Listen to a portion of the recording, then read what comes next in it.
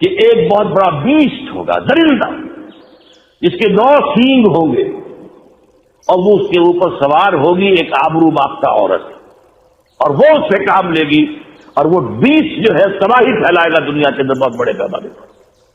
وہ آبرو باختہ عورت اسرائیل ہے یہود اور جو سواری کر رہی ہے وہ بیسٹ وہ یہ جو اب یورپ جمع ہو رہا ہے اس میں آتا ہے 9 بادشاہ.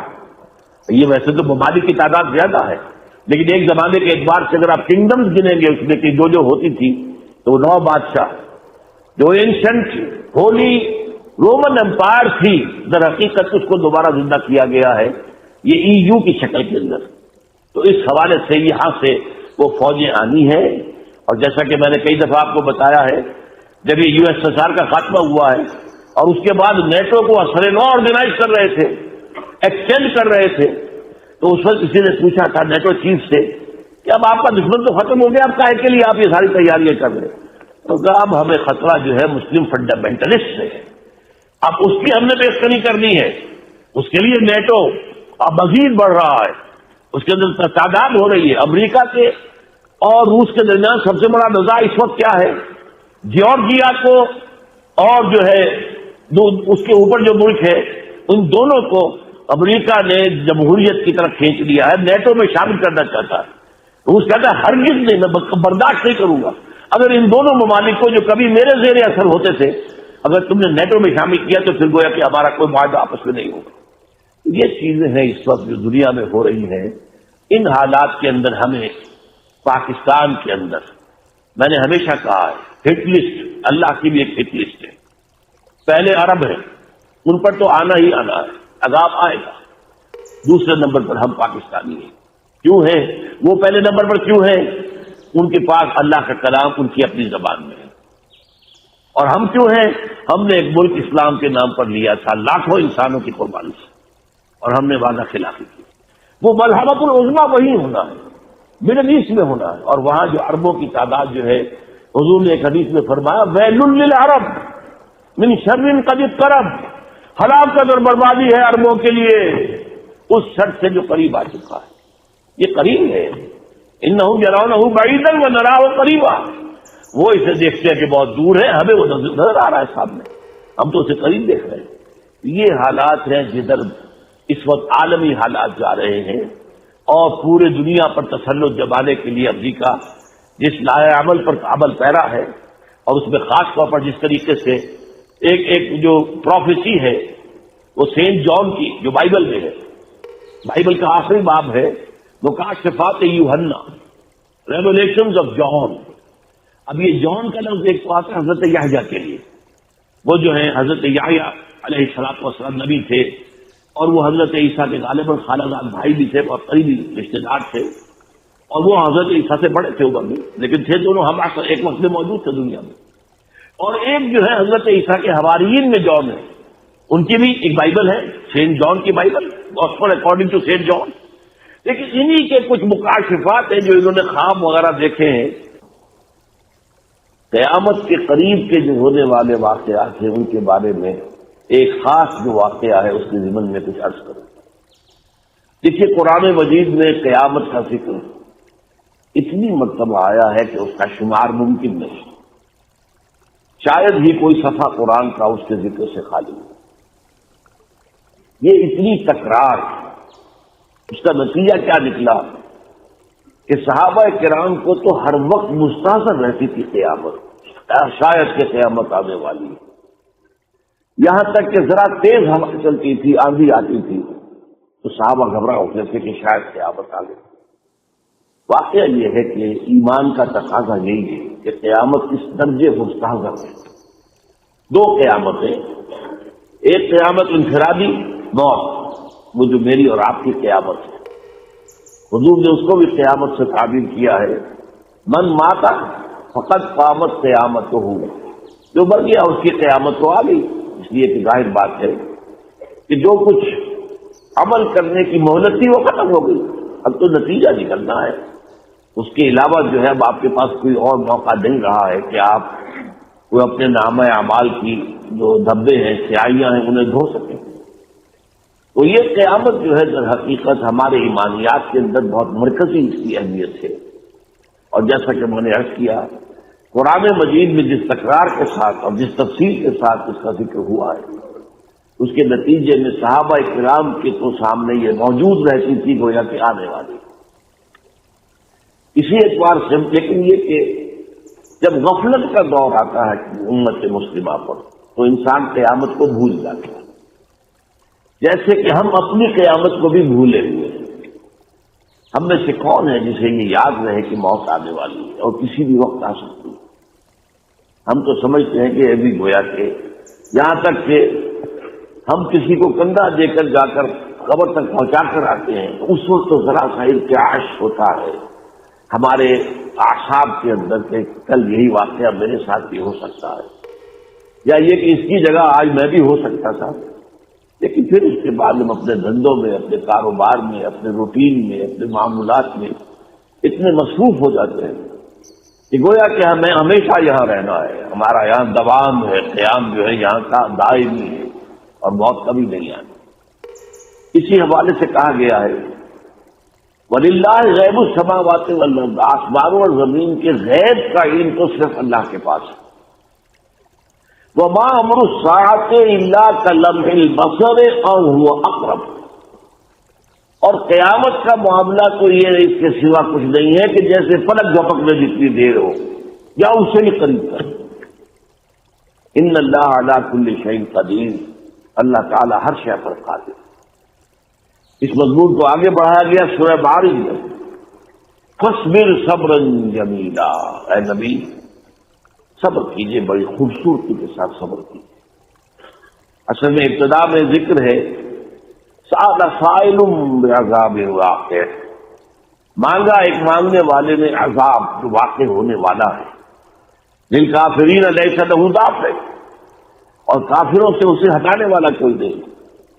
اس میں اگرچہ تفسیروں میں مختلف آراء ہیں، لیکن ایک رائے جس کو میں بھی قبول کرتا ہوں وہ یہ ہے کہ یہاں عذاب مانگنے والے خود محمد صلی اللہ علیہ وسلم تھے۔ لوگوں کی مخالفت سے، لوگوں کی جو دشمنی چل رہی تھی، جس طریقے سے وہ ستا رہے تھے صحابہ کو، اس میں یہ کہ اللہ تعالیٰ نے اسے گویا کہ حضور صلی اللہ علیہ وسلم نے کہا کہ اب وہ فیصلے کی گھڑی آ جانی چاہیے اور کس بات کا انتظار ہے۔ تو یہ جو ہے رائے ہے مفسرین کی، اور یہی میری رائے بھی ہے۔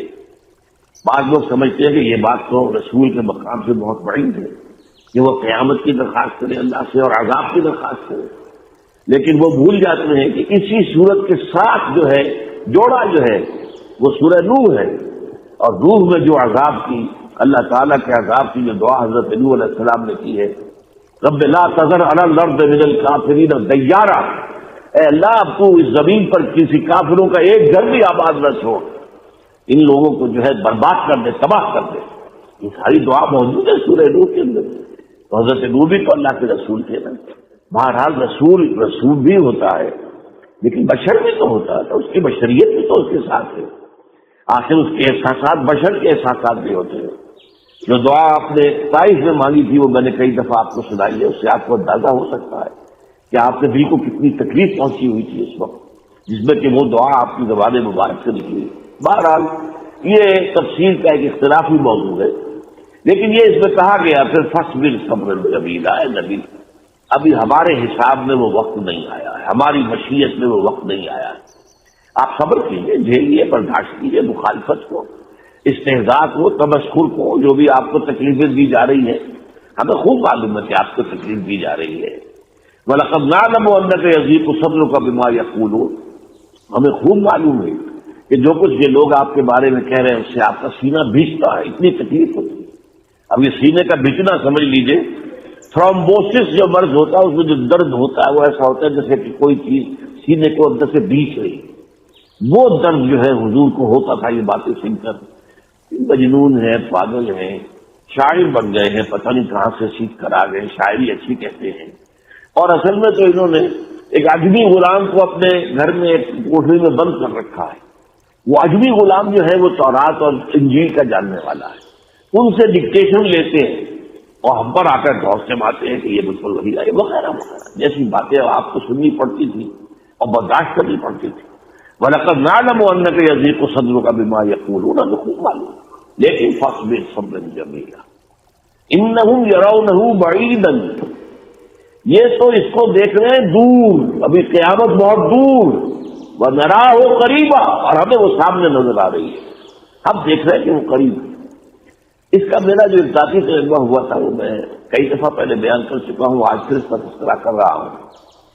میں نے جب پہلی مرتبہ، یہ کوئی سن 62 کی بات ہے، 1962 کی، پہلی مرتبہ ہوائی سفر کیا لاہور سے کراچی، یہ فوکر چھوٹا طیارہ جو ہے وہ جایا کرتا تھا اس وقت، اور آپ حیران ہوں گے کرایہ تھا، واپسی کا کرایہ سارے بن گیا ایک طرف کا، واللہ عالم مجھے یاد نہیں رہا، 90 روپے کرایہ تھا لاہور سے کراچی کا ہوائی جہاز کا۔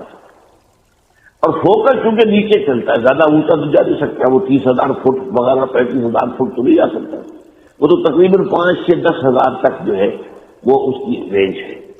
تو اتنی بڑائی سے نیچے سب کچھ نظر آتا ہے انسان کو رات کا وقت۔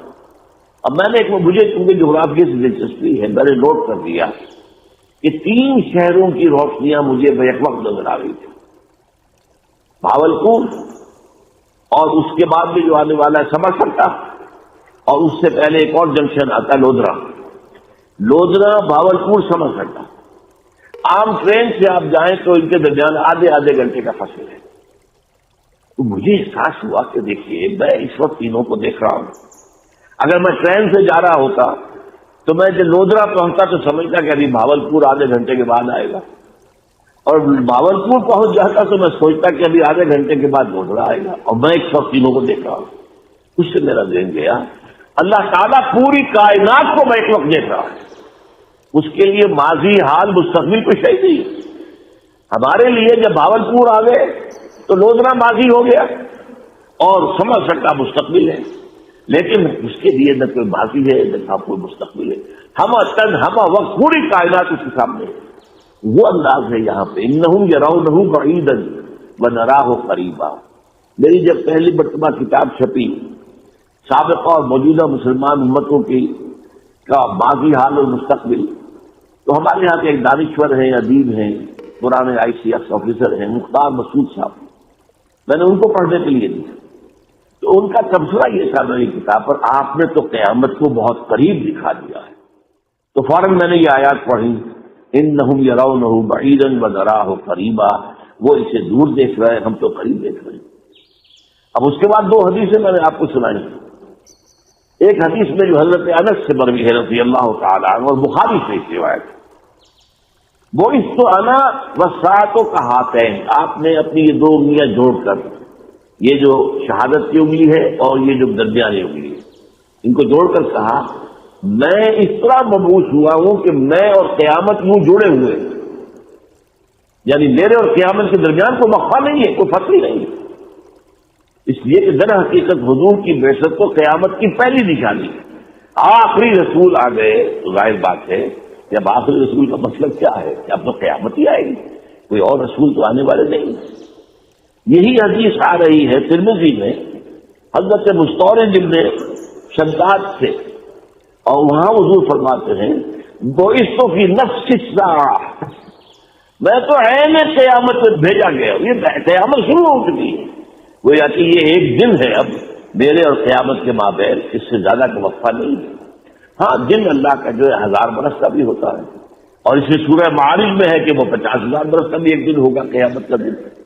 بہرحال فرمایا سبق تو ہاں تک کما سبقت حاضی، پھر آپ نے دونوں انگلی میں جوڑا کہ میں تو نفس قیامت میں پیدا ہوا ہوں، عین قیامت میں، بس میں ذرا پہلے آ گیا ہوں جتنا کہ یہ انگلی جو ہے اس دوسری انگلی سے زیادہ نکل آئی ہے، بس اتنا فرق۔ یہ ہے وہ حقیقت قیامت کی جو قرآن اور حدیث ہمارے سامنے پیش کرتی، جس کو ہم بلائے ہوئے۔ اب اس سے پہلے جو واقعات آنے والے ہیں، آپ سوچئے کہ 4 ابواب احادیث کی کتابوں کے آخر میں جو آتے ہیں، کتاب الفتن، کتاب الملاحم، کتاب اشراط الساعہ، کتاب و علامات القیامہ، یہ چاروں جو ہیں یہ قیامت کے قریب کے حالات و واقعات کے بارے میں حضور کی پیشن گوئیوں پر مشتمل ہے۔ لیکن آج کا ہمارا دور کچھ ایسا ہے کہ ہمارا جو یہ مادی فکر ہے جو یورپ سے ابھرا اور چھا گیا پوری دنیا میں، اس کا ہم پر بھی اتنا غلبہ ہے کہ ان چیزوں سے ہمیں کوئی خاص دلچسپی نہیں۔ اول تو میں افسوس سے کہتا ہوں، اس سے پہلے بھی میں نے کہا تھا، آج کے بہت بڑے فتنوں میں ایک فتنہ غلام احمد قادیانی کا جو پھیل رہا ہے، اب بھی پھیل رہا ہے، مسلسل آگے بڑھ رہا ہے، اور ایک فتنہ منکرین حدیث کا، اور یہ فتنہ جتنا پھیل گیا اندازہ ہی نہیں۔ تقریباً ہمارے ہاں تمام پڑھے لکھے لوگ جو ہے زیادہ، جو جب جدید تعلیم یافتہ، وہ حدیث کی کوئی اہمیت نہیں سمجھتے، بس قرآن ہے، قرآن ہے، قرآن ہے، حسبنا کتاب اللہ، بس ہمارے لیے تو اللہ کی کتاب کافی ہے۔ یہ بات جو ہے مختلف اس کے شیڈز ہیں، لیکن بہت پھیلی، اسی لیے ان روایات کی طرف بہت ہی کم توجہ ہوتی، یہاں تک کہ ہمارے ہاں، میں ایک عالم دین کی گواہی آپ کے سامنے پیش کر رہا ہوں، انہوں نے بھی کہا، ایک مرتبہ میں نے بنگلو میں ایک تقریر کی جس میں قیامت سے حالات جو پہلے ہونے والے ہیں، اور خاص طور پر جو قیامت سے قبل پوری دنیا میں خلافت علی منہاج النبوت کا نظام قائم ہونے والا ہے، وہ حدیثیں جب میں نے وہاں سنائی تو ایک بڑے عالم دین جو باقاعدہ مدرسے میں شیخ الحدیث کی، انہوں نے مجھ سے کہا کہ ڈاکٹر صاحب ہم نے تو یہ حدیثیں پڑھی نہیں، اس لیے کہ یہ جو ابواب آتے ہیں حدیث کی کتابوں میں آخر میں، اس وقت تک جو ہے ہمارا معاملہ جو ہے ختم ہو چکا ہوتا ہے، ہمارا سارا زور ہوتا ہے فقہی احادیث۔ احادیث کے ابواب کیا ہے؟ شروع میں سب سے پہلے آ جائے گا کتاب المیہ، پانی کا ذکر، پانی پاک کون سا ہے ناپاک کون سا، پہلے یہ علم ہونا چاہیے، اس لیے کہ پاک پانی سے وضو ہو سکتا ہے، ناپاک سے تو نہیں ہو سکتا، تو پانی کی طہارت، پھر یہ کہ اور جسمانی طہارت، پھر نماز، پھر زکوٰۃ، ان کے احکام پر، اور چونکہ اس میں اختلافات ہیں، فقہ حنفی یہ کہہ رہی ہے، فقہ مالکی یہ کہہ رہی ہے، فقہ شافعی، تو ساری بحثیں طویل ترین انہی موضوعات پر ہوتی، آخری وقت میں آ کر تیزی کے ساتھ دوڑاتے ہوئے ہمیں ان اسباق سے گزارتے ہیں، لہذا ہم نے در حقیقت کبھی ان ابواب کی احادیث پر توجہ نہیں کی۔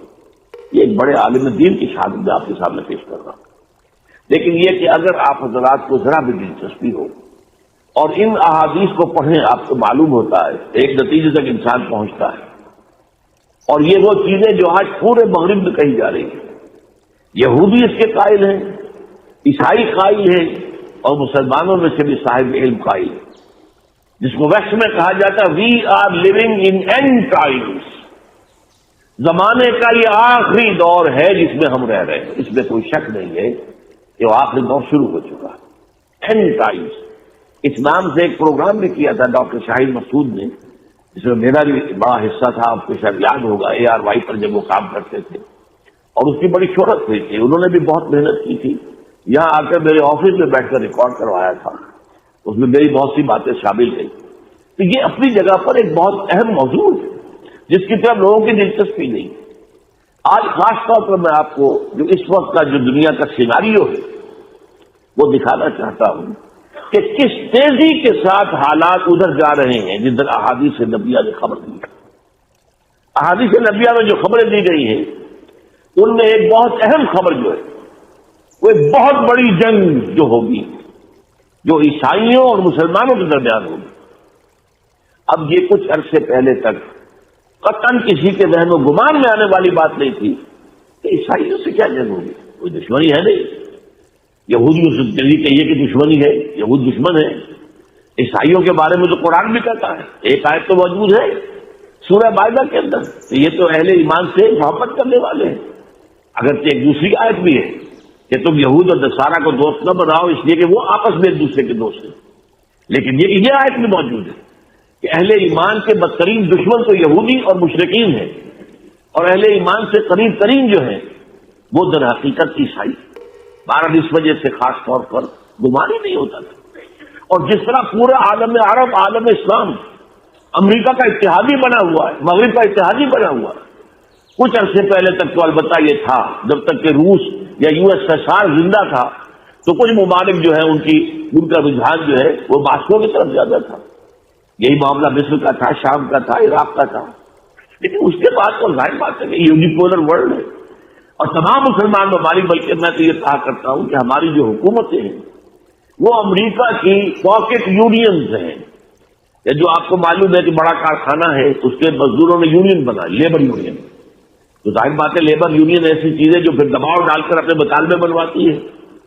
تو بڑے بڑے کارخانے دار جو ہے ایک اور یونین بنوا لیتے تھے اپنے لوگوں کی، وہ پاکٹ یونین کہلاتے تھے، ان کے جیب کے اندر رکھی ہوئی ہے وہ یونین جو ہے، پاکٹ یونین ہے، وہ کارخانے دار کے جیب کے اندر رکھی ہوئی.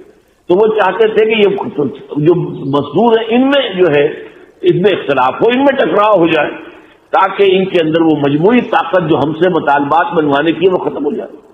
تو واقعہ یہ ہے کہ آج عالم اسلام کی تمام حکومتیں الا استثناء اگر کوئی ہو سکتا ہے کسی درجے میں تو وہ صرف ایران ہے، باقی اور کوئی نہیں.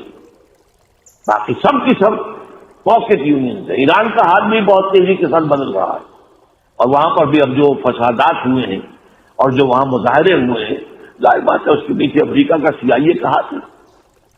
CIA نے اس سے پہلے ڈاکٹر مصدق کو ختم کرا دیا تھا. ایران نے ایک بڑا انقلابی قدم اٹھایا تھا جبکہ اس نے تیل کی جو کارخانے ہیں برطانیہ وغیرہ کے ان نیشنلائز کر دیا تھا. بہت بڑی بغاوت تھی، لیکن پھر کیا کیا CIA نے؟ ڈاکٹر مصدق ختم اور بادشاہ دوبارہ آ کر مسلط ہو گیا. اسی طریقے سے معلوم ہوتا ہے کہ وہاں پر علماء کی حکومت کو ختم کر کے اور پھر اسی طرح کی حکومت، ظاہر بات ہے کہ وہاں کے نوجوانوں کے اندر، کیونکہ نوجوانوں کی اکثریت جو ہے اس وقت وہاں پر وہ ہے جو انقلاب کے بعد پیدا ہوئی ہے. انہیں انقلاب سے پہلے کے حالات کا کوئی تجربہ نہیں ہے اور بادشاہ کے دور کے حالات کا کوئی تجربہ نہیں ہے. تو وہ جو ہے آج مغربی جو معاشرت ہے اس کا جو نقشہ دیکھتے ہیں، کس قدر یوں سمجھیے کہ آپ ٹی وی دیکھیے، امریکہ کا ٹی وی دیکھیے، کتنا روب پڑتا ہے، یہ کیسا معاشرہ ہے، کتنا ترقی یافتہ معاشرہ ہے. اس کا جو گلیمر ہے، اس میں جو چمک دمک ہے، نظر کو خیرہ کرتی ہے چمک تہذیب حاضر کی. یہ سنلائی مگر جھوٹے نگوں کی ریزہ کاری ہے. یہ تو کسی کے سمجھ میں آتا کہ جھوٹے نگ ہیں، سچے نہیں ہیں، یہ موتی نہیں ہے. لیکن عام آدمی کی نظر میں تو ظاہر بات ہے کہ تو معلوم ہوتا ہے دنیا کی جنت ہے. جنتوں میں جانے کے لیے ہمارے لوگ مرتے ہیں. 60 آدمی 100 آدمی مر گئے ایک کشتی میں جا رہے تھے غیر قانونی طور پر داخل ہونے کے لیے یورپ کے کسی ملک میں، یونان میں یا اٹلی میں، اور کشتی ڈوب گئی، 100 مر گئے. یا کسی جو ہے ریلوے کے بند ڈبوں کے اندر، جو مال گاڑی کے ڈبے ہوتے ہیں ان کے اندر بند ہو کر جا رہے تھے، اور یہ کہ وہ دھبس کی وجہ سے اندر ہی اندر مر گئے. یہ سارا روز آپ خبریں پڑھتے کیوں؟ کہ وہ جانتے ہیں وہ تو یورپ جو ہے وہ تو ایک جنت ہے دنیا کی، اور امریکہ تو جنت سے دنیا سے باہر جا رہے ہیں. تو اس کے حوالے سے ہمارے اوپر روب جو ہے اس کا طاری ہے. لیکن بہرحال یہ نوٹ کیجئے کہ اس کی خبر دی ہے حدیث کے اندر، اس کو الملحمہ بھی کہا گیا ہے، دی وار، الملحمہ. اس لفظ کی بھی میں نے وضاحت پہلے کی ہے. یہاں لحم کہتے ہیں گوشت کو، اور آج کل بھی جو عرب ممالک میں گوشت کی دکان ہوتی ہے قصاب کی، وہ ملحمہ کہلاتی، کیونکہ گوشت کے ٹکڑے کر کر کے تو ظاہر بات ہے کہ وہ بیچتا ہے. تو جنگ کے اندر بھی گوشت کے چیتڑے اڑ جاتے ہیں، کسی کا بازو اڑ گیا، کسی کی ٹانگ اڑ گئی، کسی کے پیٹ میں اگر بم کا جو ہے کوئی ٹکڑا لگا ہے تو وہ سارا معاملہ جو ہے انسانی جسم جو ہے جس طریقے سے ان کے چیتڑے اڑتے ہیں جنگ کے اندر، اس کا نام ملحمہ ہے، الملحمہ. اور کہیں اسے کہا گیا الملحمۃ العظمی، عظیم ترین جنگ، اور کہیں کہا گیا ہے الملحمۃ الکبریٰ، اکبر سے کبریٰ، اعظم سے عظمی، سب سے بڑی جنگ، سب سے عظیم جنگ یہ ہونے والی ہے. اس وقت میں چاہتا ہوں کہ اس جنگ کے ضمن میں جو سیناریو ڈیولپ ہو رہا ہے وہ سمجھ لیجیے، اور ہم اس میں کس طریقے سے اس کی لپیٹ میں آنے والے ہیں.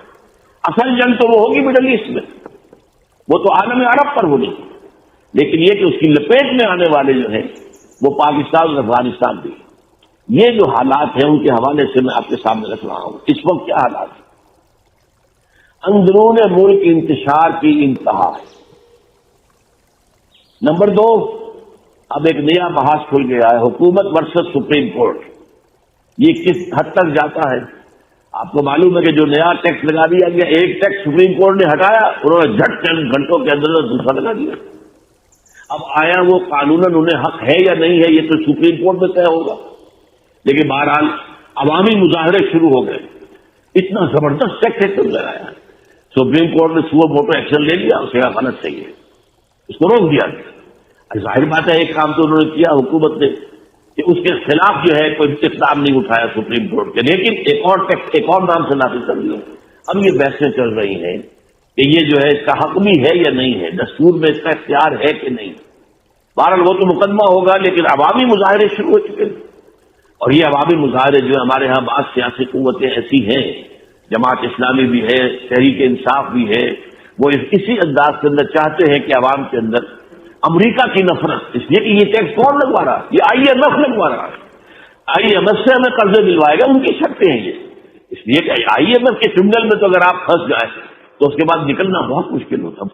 یہ کتاب حال ہی میں نے پڑھی ہے، confessions of an economic hit مین، یہ اب اس طرح سمجھ لیجیے اس کی، یہ جان پرکنز کی کتاب ہے۔ ہٹ مین، حملہ کرنے والا آدمی، ہٹ کرنے والا اکنامک۔ امریکہ نے خاص پالیسی اپنائی ہے 1970 کے بعد سے کہ ایک ایسا طریقہ اختیار کیا جائے کہ ملکوں کی اکانومی ایک دم بیٹھے، پھر انہیں IMF سے قرضہ دلوایا جائے، اور وہ پھر اتنا ہوگا کہ اسے کبھی بھی وہ ادا نہیں کر سکے۔ اس کی سازش تیار ہوئی، اس کے لیے لوگ تیار کیے گئے کہ وہ پہلے جائیں کسی ملک میں، انہیں سب بات دکھائے، آپ کا یہ ڈیولپمنٹ ہو سکتی ہے، یہ ہو سکتا ہے، بجلی اتنی بڑھا لیجئے، فلاں اتنا کر لیجئے، ہائی ویز بنا لیجئے، یہ کر لیجئے، وہ کر لیجئے، اور پیسہ آپ دے دیتے آپ کو، اور آپ کا جو ہے اتنا ریونیو بڑھ جائے گا، اتنے پیسے آ جائیں گے کہ آپ آسانی کے ساتھ قرضہ ادا کر لیں گے۔ ہوتا کیا تھا کہ وہ طے ہوئے قرضے اور قرضوں کا بیشتر حصہ واپس چلا گیا، اس لیے طے یہ ہوتا تھا کہ ان تمام پروجیکٹ کے لیے نو ہاؤ ہم دیں گے، ایکسپرٹ ہم دیں گے، کنٹریکٹر ہم دیں گے، سارا پیسہ تو واپس گیا، اور اس کے بعد جو ہے وہ قرضے ادا کرنا ناممکن ہو جاتا۔ اس حوالے سے وہ جکڑتے ہیں اور پھر اپنے پھندے کے اندر شکنجے میں کس لیتے ہیں۔ آپ کی آنکھیں کھل جائیں گی اگر یہ کتاب آپ کو کبھی مل جائے، confessions of an economic hit مین، یہ شخص بھی انہی میں شامل تھا، لیکن اس کے ضمیر نے پھر یہ بات کی، بغاوت کی کہ کیا کام ہم کر رہے ہیں، نوع انسانی کی تباہی اور بربادی کا سامان کر رہے ہیں، تو وہ وہاں سے علیحدہ ہو کر پھر اس نے کتاب لکھی۔ یہ کتاب مل جائے اگر جان پارکنز کی پڑھیے، اس میں سب سے بڑھ کر جس ملک کو انہوں نے جکڑا ہے وہ سعودی عرب ہے۔ سعودی عرب تو ہل نہیں سکتا، عجیب طرح کا معاہدہ اس سے ہوا ہے، دنیا میں کسی اور ملک سے ایسا معاہدہ US کا نہیں ہے جیسا کہ سعودی عرب سے۔ وہ میں پھر کبھی عرض کروں گا، اس وقت میں اپنے ہاں کے حالات آپ کو بتا رہا ہوں، ملک میں خلفشار ہیں اور مہنگائی کا طوفان اور بڑھے گا، اور ظاہر بات ہے کہ مظاہرے شروع ہو چکے ہیں، ان کے اندر بھی ظاہر بات ہے کہ زیادہ آ سکتی ہے لوگوں کی جو بھوک ہے، اور پھر بجلی کا بحران ہے اور پانی کا بحران ہے، ان سب سے بری طریقے سے پہلے سے لوگ پریشان ہیں۔ پھر یہ کہ یہ جو ہماری مالاکنڈ کی جنگ ہے اور وزیرستان کی، ٹھیک ہے، یہ تو میں نے پہلے دن کہہ دیا تھا کہ کامیاب تو ہو جائیں گے، کہاں فوج کہاں یہ لوگ، مقابلہ تو نہیں ہے، جیسے امریکہ کے مقابلے میں طالبان افغانستان کے نہیں کھڑے رہ سکتے، وہ چلے گئے اپنے قبیلوں میں جا کر چھپ گئے، یا کچھ لوگ آ گئے پاکستان میں پناہ گزین ہو گئے، اسی طرح کا معاملہ وہاں کا ہے۔ یہاں پر جو ہو رہا ہے یہی ہو رہا ہے، ظاہر بات ہے کہ یہ بات ختم ہونے والی نہیں، یہ جنگ ختم ہونے والی نہیں، بعد میں بھی انسرجنسی چلے گی۔ جیسے یہی علاقہ ہے جس میں کہ انگریز کو بھی قدم جمانے بہت مشکل سے ملے تھے، مالاکنڈ پہاڑ پر وہ چوکی اب بھی بنی ہوئی چرچل پوسٹ کہلاتی ہے، وہاں چرچل صاحب جبکہ وہ لیفٹیننٹ تھے صرف، وہ یہاں پر پوسٹڈ رہے تھے، مالاکنڈ سے اوپر کے لوگوں میں بڑی بغاوت تھی۔ سید احمد بریلوی رحمۃ اللہ علیہ کا جو جہاد تھا اس کے اثرات یہاں پر موجود تھے، یہ سارا منیر کا علاقہ، سماج کا علاقہ، یہ سارا ان کے جہاد کے اندر شریک تھا، لہذا اس کے اثرات تھے۔ اب ملک کے حالات سے ذرا آگے نکل کر دیکھیے افغانستان کیا ہو رہا ہے، 4000 تازہ دم فوجوں سے اب وہ حملہ وہاں کیا گیا ہے طالبان پر، ہیلمند کا علاقہ کہلاتا ہے وہ، جہاں پر کہ افغانستان میں سب سے زیادہ مضبوط کنٹرول جو ہے طالبان کا ہے، اور یہ کہا گیا ہے کہ ویتنام کی جنگ کے بعد کوئی ایک حملہ اتنا بڑا نہیں ہوا جتنا بڑا یہ حملہ اس وقت کیا جا رہا ہے۔ اور اس کے ساتھ کیا کیا ہے پاکستان، ایک نام نہاد اسلامی ملک، اس نے اپنا بارڈر سیل کر دیا ہے تاکہ کہیں وہاں کے طالبان اگر وہاں سے پشپائی اختیار کرنے پر مجبور ہو جائے تو پاکستان میں پناہ نہ لے لیں، لہذا مجبور کیا امریکہ نے کہ تم اپنے سارے بارڈر کو کنٹرول کرو اور فوج یہاں پر کھڑی کر دو، تاکہ اگر ہم وہاں پر وہ ڈیزی کٹر کے ذریعے سے ان کا خاتمہ کریں اور وہ کہیں بھاگ کر پناہ لینا چاہے تو وہ بارڈر کراس کر کے پاکستان میں نہ آ سکے۔ دوسری طرف دیکھیے ایران پر اسرائیل نے تقریباً اعلان کر دیا کہ وہ حملہ کرے گا، اس وقت وہاں پر نتن یاہو جو ہے وزیر اعظم ہے، اور لائبر مین جو وزیر خارجہ بنا ہے، یہ دونوں بدترین رائٹسٹ، انتہائی نسل پرست اور انتہائی یوں سمجھیے کہ کٹر یہودی، اور ان کا پروگرام جو ہے انہوں نے طے کر دیا کہ ہم حملہ کریں گے۔ اور امریکہ نے کیا کہا ہے؟ ہاں جی، وہ سوورن ملک ہے، اسے حق ہے وہ جو جائے کرے۔ اس وقت رونا آتا ہے، سوورن وہ تو نظر آ رہا ہے، پاکستان سوورن نہیں۔ پاکستان کی حدود کو جب چاہو پامال کر دو، جہاں چاہو ڈرون بھیج دو۔ پاکستان میں تم نے اڈے بنا لیے، وہیں پر بیٹھے ہوئے ہو، پاکستان کو تم ڈکٹیٹ کرتے ہیں۔ اور وہ چھوٹا سا وہ جو ہے وہ سوورن ہے، جو کہ تمہارے بل پر کھڑا ہوا ہے، تمہاری امداد کے بغیر اس کا وجود ممکن نہیں۔ بڑے معصوم جیسے کہ وہ سوورن ملک ہے، وہ جو چاہے کرے، ہاں نہ کرے تو اچھا ہے، اس لیے کہ اگر وہ حملہ کرے گا تو پورا مڈل ایسٹ ڈیسٹیبلائز ہو جائے گا۔ یہ الفاظ کہہ دیے اس نے، یہ آپ یاد رکھیے الفاظ ذرا، پورا مڈل ایسٹ ڈیسٹیبلائز ہو جائے گا، یہ اس نے کہا ہے۔ لیکن اس میں بھی پھر ایک بات، ایک اور نام نہاد ملک مسلمان سعودی عرب نے انہیں پیسے دینے کا وعدہ کر لیا ہے، ہماری فضا پہ سے جس کا چاہو جاؤ اور جا کر حملہ کرو ایران۔ اور یہ آج کی بات نہیں ہے، 60s میں جب کہ عراق کے جو ایٹمک جو انسٹالیشن تھی انہیں برباد کیا تھا اسرائیل نے، تو اس وقت بھی ان کی جو فیول ریفیولنگ ہوئی تھی ان کے جہازوں کی، وہ سعودی عرب کی فضا میں ہوئی تھی۔ وہ تو میں آپ کو بتا چکا ہوں، سعودی عرب تو جس طریقے سے جکڑا ہوا ہے تو ہل نہیں سکتا بھی، وہ تو ان کے پنجوں کے اندر ہے۔ اس حوالے سے اب انہوں نے اجازت کھل کر اخبار میں آ چکا کہ انہوں نے اجازت دے دی کہ آپ ہماری فضائی جگہ یہ استعمال کر سکتے ہیں، ادھر سے ادھر جائیں۔ آگے چلیے، امریکہ اور روس کا آپ باہمی متفق معاملہ آیا ہے کہ افغانستان اور پاکستان میں طالبان کی حکومت بہت بڑا خطرہ ہے پوری نوع انسانیت۔ دو دشمن جڑے ہوئے ہیں اس بات پر، اسلام کو کے خلاف متحد، اور ظاہر بات ہے کیا بیچارہ افغانستان اور واقعتاً پاکستان ٹھیک ہے اگر یہ نیوکلیئر ملک ہے، لیکن اس کی معاشی حالت کیا ہے، اس کے اندر جو صورت حال ہے، جو کمزوریاں ہماری ہم جانتے ہیں، دنیا ہم سے بہتر جانتی ہے۔ لہذا کہا جاتا ہے 10ویں نمبر پر فیل اسٹیٹ جو ہے پاکستان، ان کے اندر سے کہاں سے خطرہ نظر آ گیا تمہیں؟ ہاں، اسلامی جذبہ کچھ ہے، اس کی طرف میں بات آپ کو اور حوالے دوں گا، لیکن یہ کہ اس کی وجہ سے دونوں متفق ہیں کہ یہ تو خطرناک ترین بات جو ہے وہ پاکستان اور افغانستان دونوں میں طالبان کی طرف کی حکومت قائم ہو جانا ہے۔ چین کے سنکیانگ میں آپ نے دیکھ لیا طوفان اٹھا ہوا ہے، وہاں پر بھی بدامنی ہے، وہاں کی سنکیانگ واحد مسلمان صوبہ ہے، مسلمانوں کی عظیم اکثریت ہے وہاں، اور ظاہر بات ہے مسلمانوں کے اندر وہ جو میں نے آپ سے عرض کیا کہ پوری دنیا کے اندر ایک جذبہ ہے مسلمانوں میں کہ دوبارہ ہم اپنا جو دور ہے، دوڑ پیچھے کی طرف ہے، گردش ایام کو، یہ یورپی کولونیل پاور جو ہمارے ہاں آئی تھی ہم غلام ہو گئے، کہیں 200 برس، کہیں 300 برس، کہیں 100 برس، لیکن یہ کہ جب وہ یورپین قوتیں گئیں تو ہم ہوش میں آئے نا، ہمارا بھی تو کوئی ماضی تھا کہ نہیں؟ 1000 سال تک کیا ہماری حکومت نہیں رہی ہے؟ کیا وہاں پر ہمارا قانون نہیں چلا؟ کیا تعزیراتی قانون اور جو بھی مالیاتی قانون مسلمانوں کا نہیں تھا؟ کیا معاشرت مسلمانوں کی نہیں تھی؟ تو ہم دوبارہ اپنی معاشرت، اپنی معیشت، اپنا سیاسی نظام قائم کریں، یہ عرض ہے، اگرچہ اس کے لیے طریقہ کار کے بارے میں بھٹک رہے ہیں۔ وہ نشان راہ دکھاتے تھے جو ستاروں کو ترس گئے ہیں کسی مرد راہدار کے لیے، کوئی کہتا ہے الیکشن کے ذریعے کر لیں گے، کوئی وعظ و نصیحت کے ذریعے کر لیں گے، اب کچھ لوگ ہیں جنہوں نے کہ ہاتھ میں گولی لے لیے، بیلٹ کے بعد اب وہ باعث ہو کر بلٹ پر آ گئے۔ تو یہ صرف ایسا ہے کہ یہ طریقہ کار کے بارے میں بھٹک رہے ہیں، وہ جذبہ تو موجود ہے، سنکیانگ میں بھی ہے۔ اور یہ بھی آپ کو بتا دوں، سنکیانگ کے علاقے سے بہت سے چینی مسلمان آتے تھے یہاں پاکستان کے مدارس میں تعلیم حاصل کرنے، نوجوان۔ ایک موقع پر چین نے مطالبہ کیا ہماری حکومت سے مشرف کے دور میں کہ جتنے ہمارے آدمی تمہارے ہاں ہیں مدرسوں میں سب کو پکڑ کر بھیج دو ہمارے پاس، واپس ہینڈ اوور کر دو۔ اس وقت کچھ لوگ جو تھے ان میں سے وہ چھپ گئے پاکستان کے اندر، پتہ نہیں ان کا حشر بھی کیا ہوگا یا ہو چکا ہو، میں نہیں جانتا۔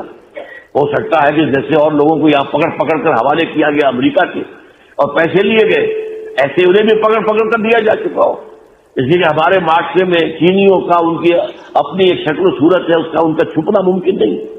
بھارتی تو آ کر چھپ جاتا ہے یہاں پر، وہ تو ہم جیسا ہی ہے، لیکن یہ ہے کہ چینی تو نہیں۔ لیکن جتنے لوگ اس وقت پکڑ کر واپس کیے، جنہوں نے ڈپورٹ کیا، انہیں جاتے ہی شوٹ کر دیا چینیوں نے۔ یہ لوگ ہیں جو اسلام کے جراثیم لے کر یہاں آ رہے ہیں. ظاہر بات ہے کہ پاکستان کے مدرسوں میں انہوں نے قرآن پڑھا ہے نا، عربی پڑھی ہے نا. یہ جراثیم جو ہے قرآن کے وہ تو ان کے اندر آ گئے اور وہ جو ہے ہمارے لیے تباہ کن ہو سکتے ہیں. یہ سنکیان کا معاملہ ہے. اب ذرا آئیے بھارت کی طرف جو ہمارا اگلی دشمن ہے. ہمارے ہاں کچھ لوگ جو ہے وہ خواب دیکھا کرتے ہیں بھارت ختم ہو جائے گا، ختم ہو جائے گا، ختم ہو جائے گا، ٹکڑے ہو جائیں گے، اتنے ہو جائیں گے، اتنے ہو جائیں گے. مجھے آج سے 15 برس پہلے کی بات یاد ہے. ایک صاحب جنرل ہے، فوج کے سابق جنرل، انہوں نے مجھ سے کہا ڈاکٹر صاحب یہ بھارت کا ٹکڑے ہونے والا ہے. It's not a matter of months, it's a matter of weeks. یہ الفاظ چند ہفتوں کے اندر اندر بھارت ٹکڑے ٹکڑے ہو جائے. وہ بھارت کو آج بھی مضبوط ہے اور اس کی طرف آپ دیکھیے کانگریس پہلے سے بہت زیادہ مضبوط ہو کر آ رہی ہے. آپ فرق دیکھیے، پاکستان والے بنانے والی جماعت چند دنوں میں، پاکستان بننے کے بعد چند دنوں کے اندر ختم. آج کیا حال ہے؟ 5 دھڑے ہیں. وہ ایک نام ہے مسلم لیگ کا، اس نام کی کچھ جو ویلیو ہو سکتی ہے، اس ویلیو کی وجہ سے وہ نام سے مسلم لیگ کا ختم ہے. مسلم لیگ بہت عرصے پہلے ختم ہو چکی ہے. یہ تو ٹریڈ نیم ہے. اس ٹریڈ نیم کو یہ فلاں لیگ، یہ فلاں لیگ، یہ فلاں لیگ، یہ فلاں لیگ، 5 دھڑے ہو چکے ہیں. وہاں کیا ہے؟ کانگریس مسلسل حکومت میں رہی. 50 برس تو اس کی حکومت ہلی نہیں. بعد میں یہ ہے کہ اسے پولیشنز وغیرہ بنانی پڑی. یہ ضرور ہوا ہے، لیکن اس دفعہ جو ہے وہ اور بہت زیادہ. بی جے پی کے بارے میں ہم دیکھا تھا کہ شاید وہ کانگریس کو شکست دے کر اپنی حکومت بنا کچھ بھی نہیں. وہ جو انتہائی کٹر فرقہ پرست اور مسلمانوں کے سخت دشمن جو ہے بی جے پی، ان کو وہاں کی عوام نے گھاس نہیں ڈالی. وہاں کی عوام جو ہے وہ ان کو نہیں قبول کر رہے. اور دوسری طرف اس نے اپنے ڈیفنس بجٹ کا اضافہ کیا ہے 34.5%. یہ ڈیفنس بجٹ کس کے خلاف ہے؟ کیا چائنا کے خلاف ہے؟ کوئی سوال ہی نہیں. ان کے ساتھ تو بڑے کارڈیل ریلیشنز ہو گئے. چائنا کے ساتھ تو انہوں نے اپنے جو بہت پرانے جھگڑے چلے آ رہے تھے سرحدوں کے، وہ بھی طے کر لیے. ان کے ساتھ تو اب تجارت بڑے پیمانے پر ہو رہی ہے. ان کی تو دوستیوں کے راگ لاتے جا رہے ہیں. ایک زمانہ یہ تھا جب یہی دو سب سے بڑے دوست تھے دنیا کے اندر. جب وہ پنچ شیلا اور نہرو نے تحریک چلائی تھی، وہ non aligned movement, NAM non aligned movement. کہ کچھ لوگ ایسے ہیں، اب بہت سے لوگوں کو تو یہ خواب کی طرح شاید یاد آ جائے، اور وہ بھی میری عمر کے لوگوں کو یاد آئے گا، نوجوانوں کو کیا پتا. جب یہ دو بن رہے تھے کیمپ علیحدہ علیحدہ، اور جو آپس میں متحارب تھے، ایک USSR کا کیمپ، ایک امریکہ کا کیمپ. کچھ ممالک نے طے کیا کہ ہم نہ ادھر جائیں گے نہ ادھر جائیں گے، نان الائنڈ. ہم نہ امریکہ کے ساتھ ہیں نہ روس کے ساتھ ہیں، ہم کسی کے ساتھ ہمارا انڈیپینڈنٹ ہوگا. وہ نان الائنڈ موومنٹ کے اندر چین اور بھارت سب سے آگے تھے. انہی میں پھر سوکارنو آ رہا تھا، انہی میں آ رہا تھا ہمارا جو ہے مصر کا جمال عبد الناصر. تو یہ ایک موومنٹ تھی، اب تو بہت جلدی ختم ہو گئی. اور اب تو ظاہر بات ہے کہ جب روس کا اور USSR کا جو ہے جنازہ نکل چکا، تو اب اس کا کوئی سوال ہی نہیں. اب تو یہ دنیا یونیپولر ہے. بہرحال یہ ہے صورتحال اس وقت، جس میں آپ دیکھ رہے ہیں کہ حالات ایک عظیم جنگ. اس عظیم جنگ کے بارے میں حدیث کے چند الفاظ آپ کو سناتا ہوں. یہ ایک لمبی حدیث ہے جس میں حضور صلی اللہ علیہ وسلم، اور صحیح بخاری کی ہے، حضرت عوف ابن مالک رضی اللہ تعالیٰ عنہ، حضور نے قیامت سے قبل کی 6 نشانیاں بیان کی ہیں. میں وہ ساری نہیں بیان کر رہا، ذرا چند گنوا رہا ہوں. ثم استفادۃ المال، مال اتنا ہو جائے گا، دولت اتنی بڑھ جائے گی. اور خاص طور پر یاد کیجئے، حضور جب بھی گفتگو کرتے ہیں تو آپ کے پیش نظر اصل میں عرب ہوتے ہیں، اس لیے کہ عربوں تک یہ سننا محدود تھا اسلام. باہر تو ابھی اسلام پہنچا ہی نہیں تھا. پھر یہ کہ عرب نیوکلیس ہے ملت اسلامیہ کا، اصل مرکز تو وہی ہے. تو اتنا، اور آج وہ مال آپ کو نظر آ رہا ہے عرب کے اندر. اب دبئی اور ابو ظبی اور جا کر دیکھیے جدہ اور الریاض، اور یہ تو کس قدر دولت اور اس کے انبار ہیں. تو فرمایا استفادۃ المال ہو جائے گا، یہاں تک کہ اگر کسی مانگنے والے کو 100 دینار دیے جائیں گے تب بھی وہ ناراض ہوگا. کیا دیا تم نے مجھے؟ 100 دینار، کچھ بھی نہیں. ثم فتنۃ، پھر ایک عظیم فتنہ ہوگا، لا یبقى بیت من العرب الا دخلته، عربوں کا ایک گھر بھی نہیں رہے گا جس میں وہ داخل نہ ہو جائے. آج ٹیلی ویژن کے ذریعے سے، اور آج جا کر دیکھیے آپ، اگر آپ کو ذرا سے بھی شناسائی ہو، وہاں جو بھی گھریں پڑے جدے میں، ہر ایک میں بار موجود ہے، ہر ایک میں شراب کا جو ہے وہ علیحدہ کھاتا موجود ہے. اور جو دولت کے انبار وہاں پر ہیں، اور پھر یہ کہ جو وہاں پر فتنہ آ چکا ہے۔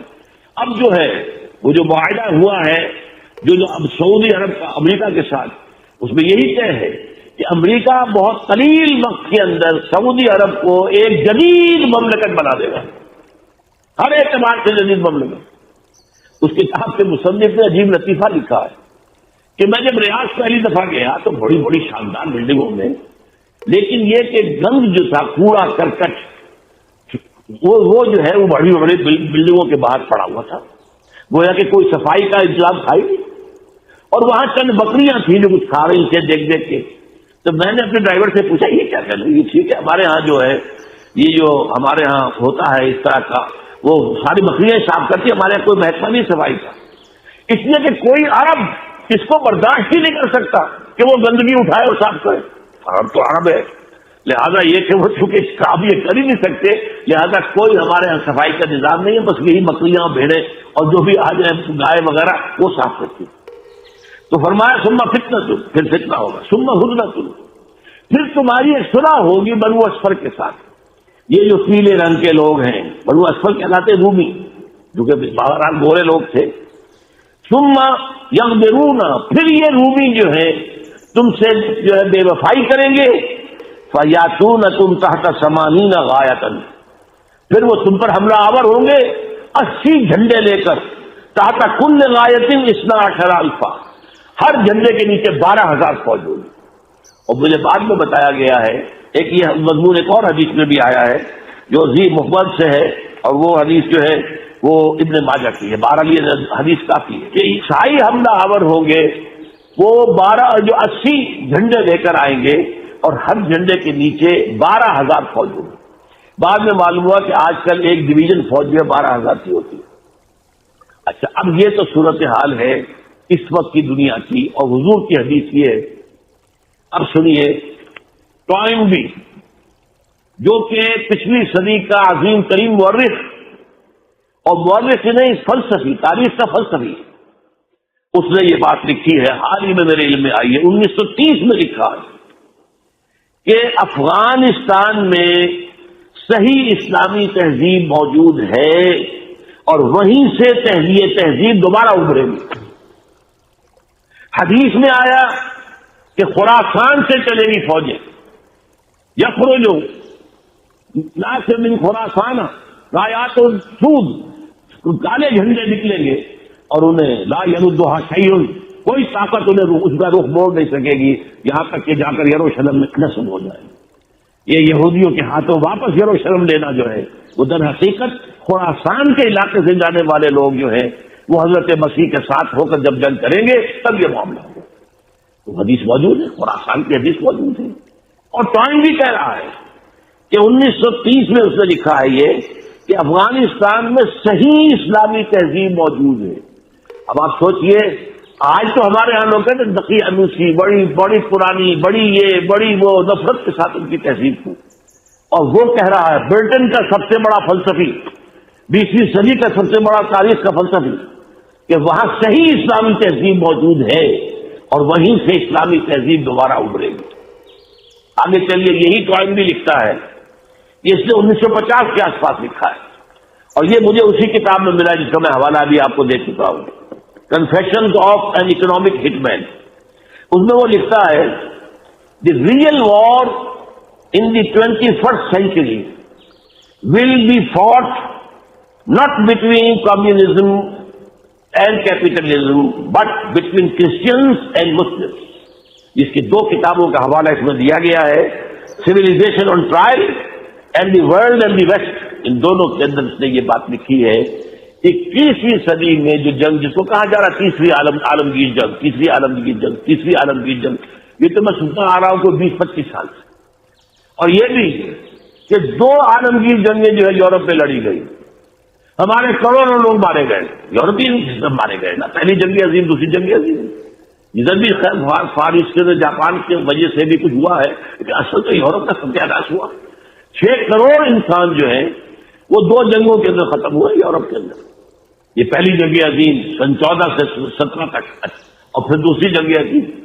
اب کہا گیا تھا تیسری جنگ ہم یہاں نہیں ہونے دیں گے، تیسری جو عظیم ترین جنگ ہوگی وہ ہوگی مڈل ایسٹ میں.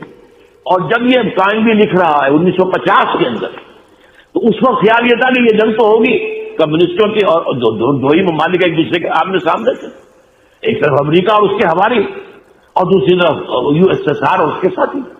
تو غلط بات ہے. یہ کیا پتا تھا کہ کوئی 20 سال 30 سال کے بعد USSR ختم ہو جائے گا؟ لیکن یہ کہ بہرحال جو فلاسفر ہے ہسٹری کا وہ دیکھ رہا تھا کہ کیا ہونے والا ہے.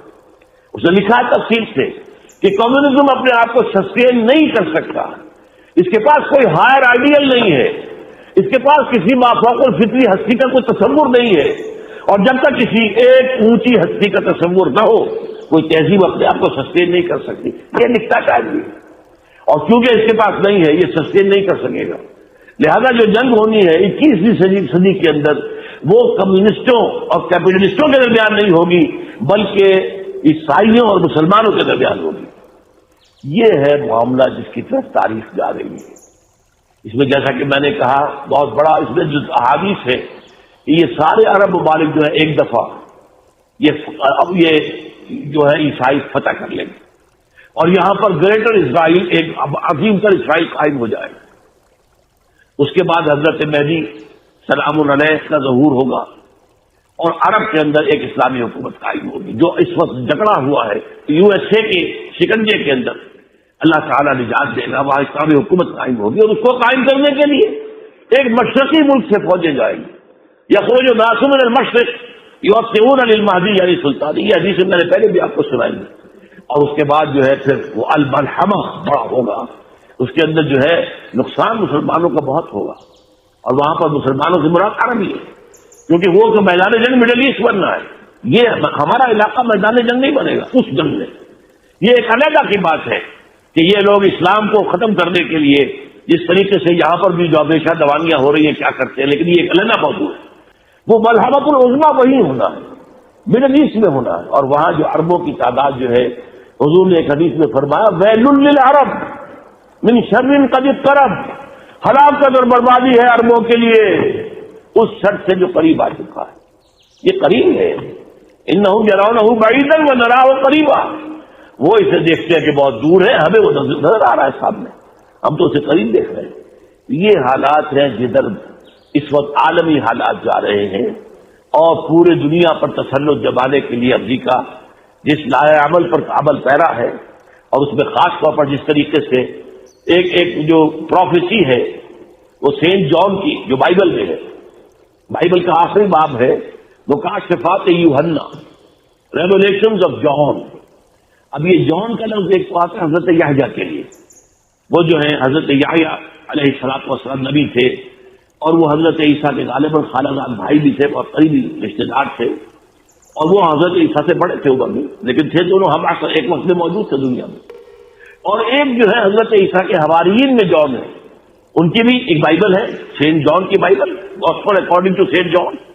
لیکن انہی کے کچھ مکاشفات ہیں جو انہوں نے خواب وغیرہ دیکھے ہیں، اس میں انہوں نے ذکر کیا ہے کہ ایک بہت بڑا بیسٹ ہوگا درندہ جس کے 9 سینگ ہوں گے اور وہ اس کے اوپر سوار ہوگی ایک آبرو باختہ عورت، اور وہ اس سے کام لے گی اور وہ بیسٹ جو ہے تباہی پھیلائے گا دنیا کے اندر بہت بڑے پیمانے پر.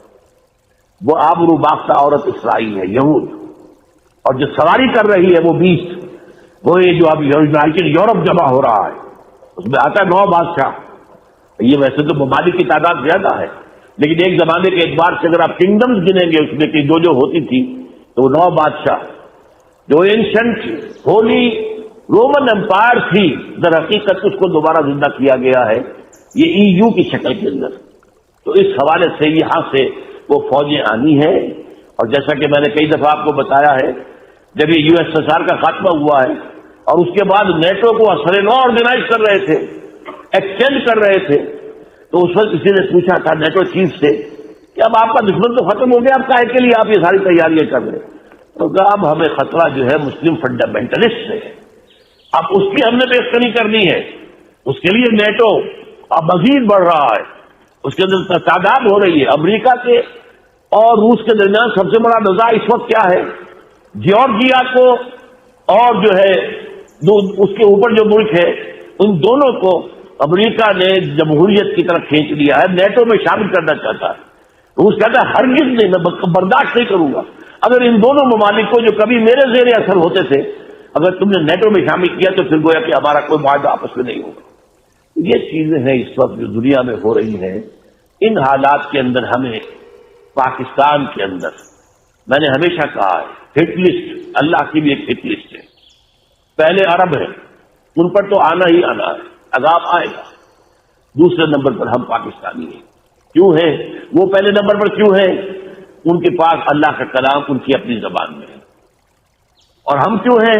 ہم نے ایک ملک اسلام کے نام پر لیا تھا لاکھوں انسانوں کی قربانی سے، اور ہم نے وعدہ خلافی کی۔ 610 ہجری میں چنگیز خان نے بخارا پہ حملہ کیا۔ سب سے پہلا شہر بخارا تھا بڑا جس پر اس نے حملہ کیا، اور جب وہ مسجد کے ممبر پر آیا ہے تو اس نے ایک لمبی ٹوپی پہنی ہوئی تھی، سردیوں کا زمانہ تھا، اور چہرے پہ رنگ ملا ہوا تھا سردی کے اثر سے بچنے کے لیے۔ کہنے لگا مسلمانوں تم جس خدا کو مانتے ہو میں اس خدا کا عذاب بن کر آیا، خون کی ندیاں بہا دی، اور 40 سال مسلمانوں کے خون سے زمین بھر گئی۔ 656 ہجری میں ہلاکو خان نے بغداد پہ حملہ کیا، 15 لاکھ آدمی ذبح کر دی، 40 دن قتل عام ہوتا رہا، اور دریائے دجلہ سرخ ہو گئی۔ یوں لگتا تھا کہ اب دنیا میں اسلام ختم، اب اسلام نہیں باقی بچ سکتا۔ تو میں نے تمہیں بتایا نا کہ اللہ نے اسلام کو باقی رکھنا ہے، اسے کوئی نہیں مٹا سکتا۔ تو جب مسلمانوں کے ہاتھ میں سے طاقت نکل گئی اور وہ بے بس اور عاجز ہو گئے اور اتنی بڑی تاتاری طاقت سے لڑنے کی ہمت نہ رہی، تو اللہ نے کیا کیا؟ اس دعوت کی طاقت کو ظاہر کیا۔ کچھ ترکستانی تاجروں نے تاتاریوں میں تبلیغ شروع کر دی، تو وہ قوم جو دنیا میں اسلام مٹانے آئی تھی وہ مسلمان ہونا شروع ہو گئی۔ یہ دنیا کی تاریخ کا عجب واقعہ ہے۔ چنگیز خان اس نے شہروں کے شہر تباہ کر دی۔ اس کے مرنے کے بعد اس کا بڑا بیٹا تھا جوجی، اس نے سلطنت کو 4 حصوں میں تقسیم کیا۔ روس جوجی کو دیا، منگولیا کا علاقہ چغتائی کو دیا، اور اپنا صحرائے گوبی اور چین اور اس کا دائیں بائیں یہ اغدائی اس کو اپنا جان نشین بنایا، اور تولوئی کو آذربائیجان سے لے کر ایران کا علاقہ دیا۔ دنیا کا سب سے بڑا فاتح ہے چنگیز خان۔ تو پوری دنیا میں چنگیزی چھا گئے، اور مسلمان بے بس اور حقیر، بے بس اور حقیر، کوئی شکل نہیں ان سے ٹکر لینے کی۔ تو اس دعوت کی طاقت کو اللہ نے ظاہر فرمایا۔ جوجی کا بیٹا تھا ایباقا، وہ اس کے مرنے کے بعد بادشاہ بنا۔ ایباقا کا بیٹا تھا برکا، وہ اس کے بعد بادشاہ بنا۔ اس کے دوران دعوت کا کام شروع ہو گیا تاتاریوں میں، تاتاری عوام مسلمان ہونا شروع ہوئے۔ اس سے دعوت چلتے چلتے برکا خان کا ایک وزیر مسلمان ہوا۔ وہ جب موقع پاتا تو برکا کو اسلام کی باتیں سناتا، تو سن کے حیران ہو کر کہتا یہ اچھی اچھی باتیں کس نے تمہیں سکھائی ہیں؟ کہا یہ اسلام سکھاتا ہے۔ کہا یہ اسلام کہاں سے تم نے سیکھا ہے؟ کہا یہ کچھ مسلمان آتے ہیں جو یہ باتیں بتاتے ہیں، اگر آپ اجازت دیں تو آپ سے ملاؤں؟ کہا ہاں ہاں، اب اگر کوئی مسلمان آئے تو مجھ سے ملانا ہے۔ تو ایک ترکستانی تاجروں کا قافلہ، وہ تاجروں کے بھیس میں ہوتے تھے، کام دعوت کا کرتے تھے۔ اللہ نے اسلام کو باقی رکھنا ہے، یہ مٹ نہیں سکتا، اسے کون مٹا سکتا ہے۔ عیاں یورش تاتار کے افسانے سے پاسما مل گئے کعبے کو صنم خانے سے۔ تو جب وہ قافلے والے آئے تو اس نے برکا خان سے ملایا۔ برکا جو تھا نا، اس نے جب دعوت سنی تو مسلمان ہوا، اور پوری روس کی سلطنت میں اسلام پھیل گیا۔ تاریخ لکھنے والے لوگ حیران ہوتے ہیں کہ یہ دنیا میں پہلی دفعہ ایسا ہوا کہ فتح کرنے والی قوم نے اپنے غلاموں کا دین قبول کر لیا۔ ہر کوئی بادشاہوں کا کلمہ پڑھتا ہے، لیکن یہ دنیا کی تاریخ میں پہلی دفعہ ہوا کہ غلاموں کا کلمہ بادشاہوں نے پڑھا۔ تو ایک نسل پوری چنگیز خان کی مسلمان ہو گئی۔ اب ہلاکو جو تھا وہ مصر ایک ملک باقی رہ گیا تھا، وہ اس پہ حملہ کرنے کے لیے لشکر جرار لے کر نکلا۔ تو مصر کے بادشاہ رکن الدین بیبرس نے برقع خان کو خط لکھا کہ ہلاکو ہم پہ حملہ کرنا چاہتا ہے، تو مسلمان ہے ہمارا ساتھ دے۔ تو برقع خان نے ہلاکو کو خط لکھا کہ تو مصر پہ حملہ چھوڑ دے ورنہ میں تم پہ حملہ کروں گا۔ وہ بھی مسلمان ہیں، میں بھی مسلمان ہو چکا ہوں، کلمہ پڑھ چکا ہوں۔ جب یہ خط ہلاکو نے پڑھا تو پریشان ہو گیا۔ اس نے برقع خان کو خط لکھا کہ تمہیں پتہ نہیں ہے کہ چنگیز کا قانون یاسا، اس میں یہ لکھا ہوا ہے کہ کوئی تاتاری دوسرے کے خلاف تلوار نہیں اٹھائے گا۔ تو برقع خان نے اس کو جواب دیا، وہ بھی کافر تھا، تو بھی کافر ہے، میں مسلمان ہوں، تو مصر پہ حملہ کرے گا، میں تجھ پہ حملہ کروں گا۔ اب اللہ کا غیبی نظام چلا ہے، اسلام کو کوئی نہیں مٹا سکتا۔ 4 بیٹے ہیں ہلاکو چنگیز کے، جوجی، اغدائی، چغتائی، طولوئی۔ ہلاکو طولوئی کا بیٹا ہے اور برقع اباقہ کا بیٹا ہے۔ اور جب یہ لشکر نکلا ہے مصر پہ حملہ کے لیے تو یہ حقیقت ہے اس لشکر کو مصر والے نہیں روک سکتے تھے۔ تاتاری کے سامنے آ گئے اور پہلی دفعہ 50 سال کے بعد تلوار تاتاریوں کی آپس میں ٹکرائی، اور اس کے پیچھے چند غیر معلوم مسلمان تبلیغ والے ہیں جن کو تاریخ نے محفوظ نہیں کیا، نام تک بھی نہیں محفوظ کیے، لیکن چند لوگ تھے جنہوں نے اللہ کی بات سنا بادشاہوں تک پہنچائی۔ پھر ایک خوفناک جنگوں کا سلسلہ شروع ہو گیا۔ ہلاکو نے ظلم زیادہ اس لیے کیا کہ ہلاکو کی بیوی عیسائی تھی، دوزہ اس کا نام تھا، اور اس کا جو سالار تھا وہ بھی عیسائی تھا، اس کا نام تھا قطبوغا۔ یہ دونوں عیسائی تھے۔ تو یہ چاہتے تھے مسلمانوں کو مٹا دیں، لیکن میرے اللہ مکروا ومکر اللہ واللہ خیر الماکرین، مکروا مکرا ومکرنا مکرا وہم لا یشعرون۔ اللہ نے برقع کو ایمان دیا